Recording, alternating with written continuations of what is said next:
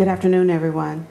On behalf of Zion CME Church, we would like to provide an overview of 123 years of our history. The sources today are going to be taken from Wondrous Grace, the history of the CME Church, the CME website, the work of previous CME History Committee members, and the work of the current Zion CME History Committee. Dr. Catherine Grace Hendricks, who serves as chair and photographer, Joanne Jones, chaplain, V. Keith Hendricks, treasurer, and Mr. Leroy Morgan, videographer and photographer. Methodism began in England during the 18th century by John and Charles Wesley. The name Methodist was first given by way of derision to 4 students at the University of Oxford, among them John and Charles Wesley, who in November 1729 began to meet together regularly in a holy club for study, prayer, and communion. About 10 years later, after the Wesleys had become famous preachers and their movement was spreading, the name was revived, and those who followed them were designated the people called Methodist. In 1735, John and Charles Wesley sailed to America as missionaries to Georgia. On their return trip, they were impressed with a group of Moravians whose religious faith provided an inner assurance amid the terrible storms they experienced on the sea. John Wesley arrived back in London in February 1738 and sought out a Moravian leader, Peter Bowler, who taught both he and his brother about self-surrender, instantaneous conversion, and joy in conscious salvation. John Wesley went to one of the societies on Aldergate Street in London and heard a layman read Martin Luther's preface to the Epistle to the Romans, describing faith. Wesley wrote, "I felt my heart strangely warmed. It felt as if I did trust in Christ, Christ alone for salvation, an assurance was given to me that he had taken away my sins, even mine, and saved me from the law of sin and death." John Wesley's experience, as referred to by others, was determinative in the rise of Methodism and the evangelistic revival. Thus, Methodism was born. During the years following the birth of Methodism, the denomination grew rapidly. The Methodist Episcopal Church, North and South, was an outgrowth of Wesley's Methodism. Some blacks converted to Christianity by their slave masters accepted the Methodist doctrine as their own. However, after the emancipation of blacks from slavery, the desire of many freed persons to have and control their own church became primary. This desire led formerly enslaved persons who had been members of the Methodist Episcopal Church South to start their own independent religious organization, the Colored Methodist Episcopal Church, as it is commonly called, came into existence as a result of the movement from slavery to freedom. The organizers were 41 men who had exemplified leadership qualities, and they gathered together in Jackson, Tennessee on December 16, 1870. With the advice and assistance of the white brethren of the ME Church South, the black religious leaders organized the colored branch of Methodism. On Tuesday, December 20th, they adopted the Methodist South's Book of Discipline, and on Wednesday, December 21st, they elected 2 of their own preachers, William H. Miles of Kentucky and Richard H. Vanderhorst of Georgia, as their bishops. Gathering in Jackson with only a dream, the religious leaders departed with their own church a reality. In the words of Bishop Randall Albert Carter, this tender plant of God had taken root and was here to live or die. The CME logo is the official symbol of the Christian Methodist Episcopal Church, and it was originally authorized by Bishop B. Julian Smith for the Centennial General Conference that was held in Memphis in 1970. It was officially adopted by the General Conference in 1974 as the denomination's connectional marker. Designed by Will E. Chambers, the logo shows the place of the Christian Methodist Episcopal Church in a rapidly changing, urbanized society and its relation to God's people. The logo is composed of the world globe, the skyline, the weather vane, and the cross. The world globe represents the vineyard of God. The skyline, which stands for the church's concern for human and urban problems and people's alienation from God and one another. The weather vane symbolizes the need of the church to be flexible in terms of meeting the contemporary needs of people. And the cross, which denotes by its vertical bar the need for proper relationship between people and God, and by its horizontal bar, the need for proper relationships between people. The total cross is a sign of the final assured victory through the blood of Jesus Christ. And now we'll move on to the specific history of Zion CME Church, Methodist Church in Memphis, Tennessee. God has truly blessed this church on the corner of Hickory Hill and Rains Road. Zion has a deep and rich history which dates back to the late 1800s, where it all began in a long wooden frame building on this corner, at that time in Capelville, Tennessee. In the late 1800s, Zion CME Church's first sanctuary was a long frame built on the corner of Hickory Hill and Rains Road. The little frame was filled with cooperation, dedication, faith, and love of our forefathers and foremothers. The history of Zion CME Church reflects the persistent and enthusiastic dedication of a group of hard-working Christian people. According to the Mid-South Title Company records, an indenture was made between the landowners and the trustees of Zion CME Church. The landowners being Mr. W.H. Douglas and Mrs. A.E. Douglas, the trustees being James Brown, Bob Ridgeforth, Isaac Harris, Lewis Jones, and their successors. The agreement signed on September 29, 1887, stated that the land was to be used exclusively for church purposes, and if otherwise converted for different use, the deed would be null and void, with the title reverting back to the Douglas heirs. Now, the Brown and the Douglas families are related. For instance, we know that our recently deceased church member, Mrs. Ivy Mosley's mother, Charity Brown, was cousin to John Douglas, whom Mrs. Ivy constantly referred to as Cousin Jim. As membership increased, plans were made to build a second church. The second church would have inside bathrooms, running water, and automatic heat. And this second church would be made of brick. During the year of 1959, as the area began to undergo some major changes, so did Zion. The membership grew, and they decided to construct a larger edifice adjacent to the previous church on Hickory Hill Road. On February 25, 1959, the members of Zion CME constructed a new building situated approximately 24 feet from the previous church's location.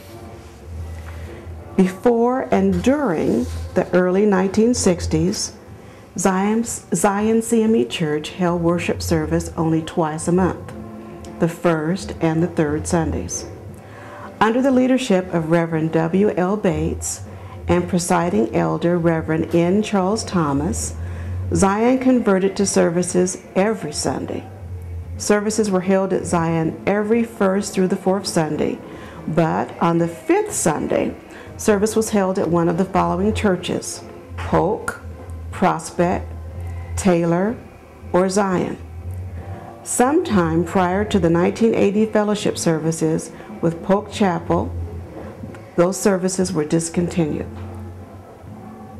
Time brought about a change in late 1979 and early 1980 as Zion prepared to add a cafeteria to the second church. In fact, we ended up building a third church. The county decided to widen Hickory Hill and Rains Road. In order for the county to accomplish their task, it became necessary to use a portion of the property where the second church was situated. The second church was torn down, and during this interim period, worship services were held in a space provided by Greenwood CME Church located on Kimball Avenue. In 1980, under the leadership of Reverend O.A. Sangster, presiding elder P. Ganya Hendrell, and Bishop John M. Exum, we forged ahead to build church number 3. During the building process, worship was conducted at one of our sister churches, Greenwood CME. The third Zion CME was redesigned with construction completed in 1980. While the previous church faced Hickory Hill, the new church faced Rains Road. The third church had numerous amenities such as central heat, central air, a pastor's study, kitchen, dining room, baptismal pool, telephone, soft cushion pews, and beautiful matching furniture. The Lord was good to Zion. The members' faith and the Lord's grace brought us a long way. By approximately 1986, fellowship services with Taylor Chapel were no longer in existence. During the year 1987, Zion requested that we fellowship with other churches following our 11 a.m. worship service on the fifth Sunday. The request was denied. The end result, however, is that we now hold worship service at Zion every Sunday at 11 a.m. It was the feeling of Pastor Earl Bohannon Jr. and the members of that time that it was not a good practice to close the doors of the church even on the fifth Sunday because they did not know who might show. During 2003, the morning service time was changed to 10:30 a.m. Throughout the years, Zion CME Church kept toiling. Zion gained spiritual guidance and leadership from the following ministers: Reverend Baskerville Jr., Reverend Cheers, Reverend Gardner, Reverend P.A. Goldsberry, Reverend T.L. Brackens, Reverend Hill, Reverend Mitchell, Reverend Nevels, Reverend W.L. Rubin, Reverend Eddie Smith, Reverend P.E. Brooks, Reverend W.E. George, Reverend W.L. Bates, Reverend O.A. Sangster, Reverend E.L. Cummings, Reverend John Burrell, Reverend Earl Bohannon, Reverend Robert Stewart, Reverend Raymond Lyles, Reverend Bethel Harris Jr., and our current pastor, Reverend Howard Houston. Some of the presiding elders throughout Zion's history include Reverend C.W. Allen, Reverend N.T. Walker, Reverend Robert Douglas, Reverend William H. Graves, Reverend P. Ganya Hendrell, Reverend J.O. Lowe, Reverend N. Charles Thomas, Reverend Edgar Wade, Reverend Louis T. Perham, and currently Reverend E.L. Perry. We would also like to add Reverend W.L. Bates as former pastor, Reverend Edgar L. Wade as a former presiding elder, and Reverend E.L. Perry as current presiding elder, along with Bishop William H. Graves. Now on to the renovation of church number 3 and the building of sanctuary for church number 4. As our membership increased, it was often necessary to place extra chairs in the aisles and to park along the street. We were in obvious need of a larger sanctuary and parking lot. Reverend Bethel L. Harris Jr. called the trustees, the stewards, and the stewardesses together to determine the size and cost of a sanctuary that would meet our needs and allow us room to grow. Darnell Stitz, chairman of the trustee board, made several sketches and met with Godwin Construction Company to obtain drawings, which he presented to a planning committee. Darnell went back to the drawing board several times before the planning committee was satisfied they had the best plan for the best price. Things that did not always go as planned, but Reverend Harris provided the spiritual guidance, encouragement, and leadership to keep the church officers and members focused, patient, and on course. Preston Morton, chairman of the steward board, made sure the church finances were in order. After meeting with several contractors, the church chose Ricky Taylor Church Builders as the general contractor to construct a new sanctuary and remodel the old sanctuary, making it into a fellowship hall. Having agreed on a drawing and a contractor, Zion applied for a loan from Union Planters Bank. The loan was approved, and the groundbreaking ceremony was held on Sunday, January 11, 2004. Bishop William H. Graves, prelate of the 1st Episcopal District, presided. Reverend Bethel Harris Jr. and the Zion family succeeded in securing the financing for the renovation of the 3rd church and the building of the 4th church.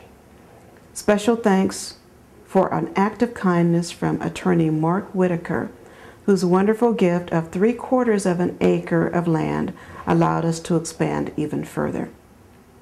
On January 21, 2004, Reverend Bethel L. Harris Jr., Preston Morton, chair of the steward board, Darnell Stitz, chairman of the trustee board, Carolyn Cunningham, trustee, Halvard McNary, trustee, Leroy Morgan, trustee, and Ricky Taylor, contractor, met, signed the construction contracts, had dinner at Outback Steakhouse, and the construction started the following morning, January 22, 2004. Construction was completed 135 days later, and the first worship service was held on Sunday, June 13, 2004. The title of Reverend Harris's first message in the new sanctuary was The Great Comeback. His text was taken from 2 Peter chapter 3, verses 1 through 15. As we began to conduct worship service in the new sanctuary, the renovation began on the fellowship hall.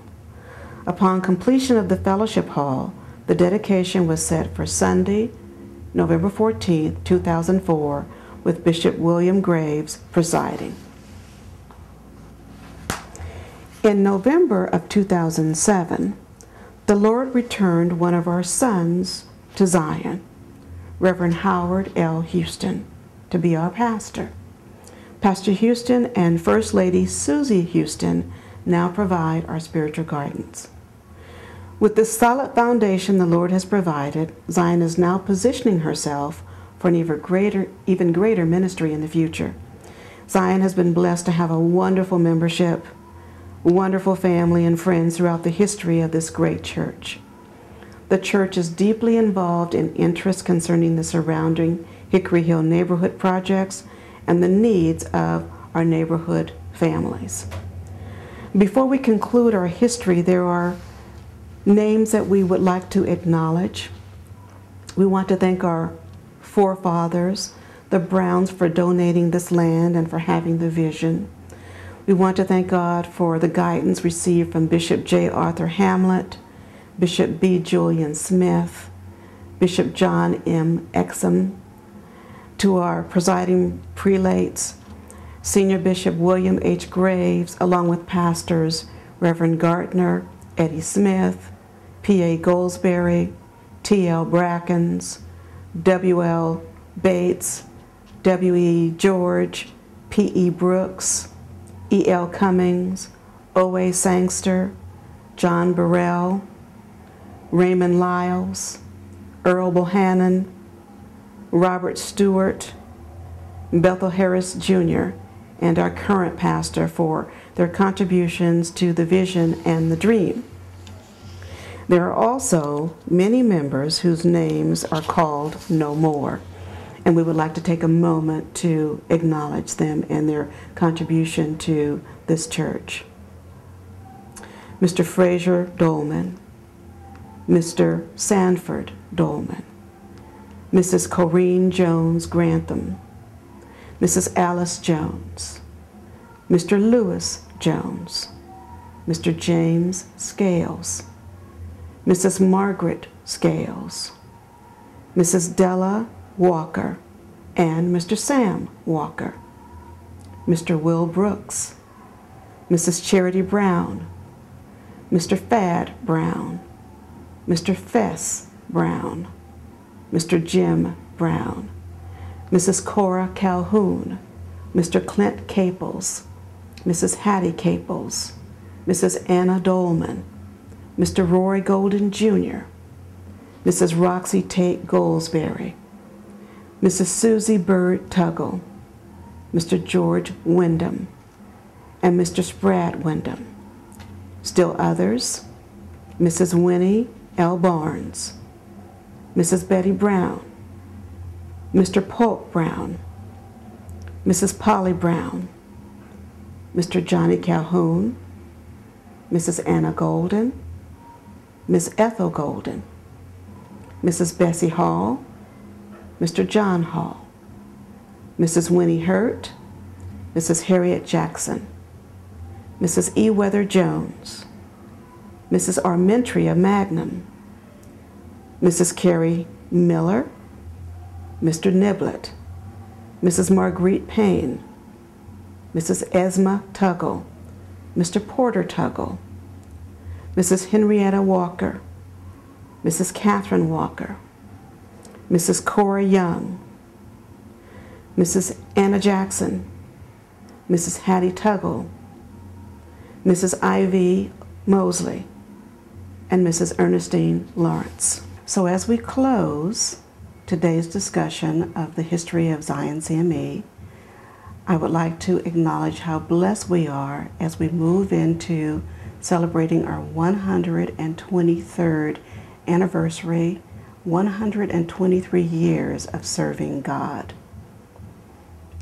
In addition, I'd like to take just a moment to once again acknowledge the members of the 2009-2010 Zion CME History Committee. I'm Dr. Catherine Grace Hendricks. I am chair of the committee and also serve as a photographer for the committee. In addition, we have Ms. Joanne Jones, who is our Zion CME Church Secretary and our chaplain for the History Committee.